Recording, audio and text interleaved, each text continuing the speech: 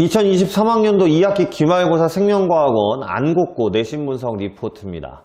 안곡고 같은 경우는 지금 1학기 중간, 1학기 기말, 2학기 중간 전부 다 난이도가 많이 높은 편이었고요. 올해 같은 경우 생명과학 특히 대신에 2학기 기말고사에서 생태계만 보게 되면서 이제 2학기 중간고사 때 유전을 다 마무리를 하게 되면서 이 생태계 파트가 아무래도 계산보다는 주변 현상에 대한 암기가 많이 필요한 부분이다 보니까 얼마나 자세하게 나올까, 얼마나 언어적으로 힘들게 나올까, 이런 부분에서 걱정을 많이 했었거든요. 우선은 시험 범위가 생태계 뿐이었고요. 그 다음 객관식 25문항만 또 출제가 됐습니다. 문제는 수능 특강이나 고3 학평 수능 기출에서 변형된 것이 많이 출제가 됐는데요.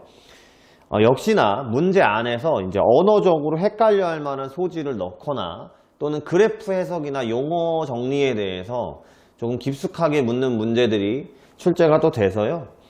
역시나 안곡고 이번에 변별력을 갖추기 위한 노력을 많이 했다라는 것들을 보여주는 시험이었기 때문에 어차피 지금 이거를 이번 연도 학생들이 보기보다는 내년이나 내후년을 준비하는 친구들이 보실 거잖아요. 그죠? 반드시 이 2학기 기말고사 생태계 시험지를 좀 구해서 한 번쯤 그 안에 있는 내용들을 이게 보시면서 좀 깊이 공부를 하시는 것이 좋지 않았을까라는 것들을 총평으로 드리고요.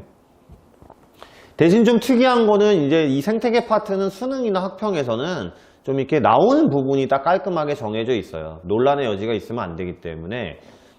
그래서 최근에는 고3 학평 수능의 방형구법이라고 해서 이제 밀도, 빈도, 피도, 상대 밀도, 상대 빈도, 상대 피도를 가지고 중요치라는 걸 계산을 하는, 계산이라고 해봐야 퍼센트 계산하는 거거나 이런 거지만, 분수 계산하는 거지만, 이걸 가지고 우점종이나 희소종 같은 것들을 골라내는 이런 문제들이 좀 자주 출제가 되고 변형이 되는 편인데, 이 방형구법 문제가 또 한 문제 정도밖에 출제가 안 됐습니다. 그리고 이제 에너지 효율이라고 해서 학생들을 제일 까다롭게 할 수 있을 만한 부분도 있거든요. 이것도 이제 한 문제에서 두 문제 정도밖에 출제가 안 됐고요. 나머지 부분의 대부분의 문제들은 그래프나 그림을 가지고 해석시키려고 하는 문제들이 출제가 많이 되다 보니까 오히려 조금 생각이 많은 친구들 또는 공부를 또 많이 해서 이 그래프 해석을 나름대로 하는 친구들이 또 실수가 많지 않았을까라고 보여주는 시험이었다고 볼 수 있습니다. 대표 문항 분석은 이제 시험지를 좀 출력해서 보시는 게 좋을 것 같은데요.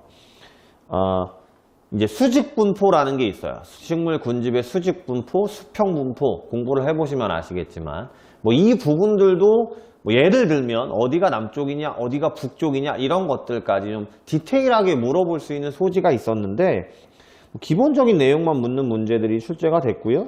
그 다음에 아까 말씀드렸던 에너지 효율이나 이런 부분들도 충분히 학생들을 좀 까다롭게 할 수 있는 부분들이 있었던 반면에 아주 기본적인 것들을 묻는, 그래서 중간중간에 언어적으로 힘든 문제들도 물론 있었습니다만 이제 2학기 기말고사 같은 경우는 조금 더 학생들이 생명과학에 대해서 너무 어렵다, 복잡하다 라는 것들의 이런 이미지를 갖고 있는 친구들에게 조금은 수월한 이미지도 주려고 하지 않았을까라는 것도 생각이 들 수 있는 시험이었고요.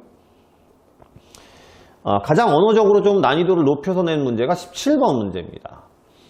17번 문제는 이제 천이 같은 경우를 국어 비문학처럼 이제 제초대와 연계를 시켜서 2차 천이를 제초제와 연계를 시켜서 이제 문제를 낸 건데요. 물론 엄청나게 까다롭거나 이런 건 아닙니다만 기존의 문제들에서 보여지지 않았던 기존의 우리가 2차 천이라고 하면 보통은 산불이나 개간 이런 정도 수준이었다라고 하면 제초제 문제를 집어넣고 그 다음에 처음에 시작되는 부분에 대해서 물어본다든지 이런 융합적인 문제를 출제를 하려고 노력을 하셨고요.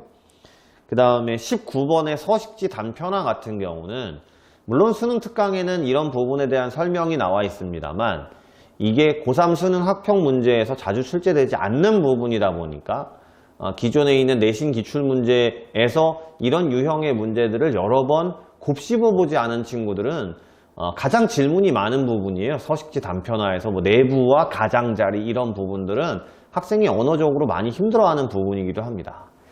이런 문제가 또 19번에 출제가 됐고요.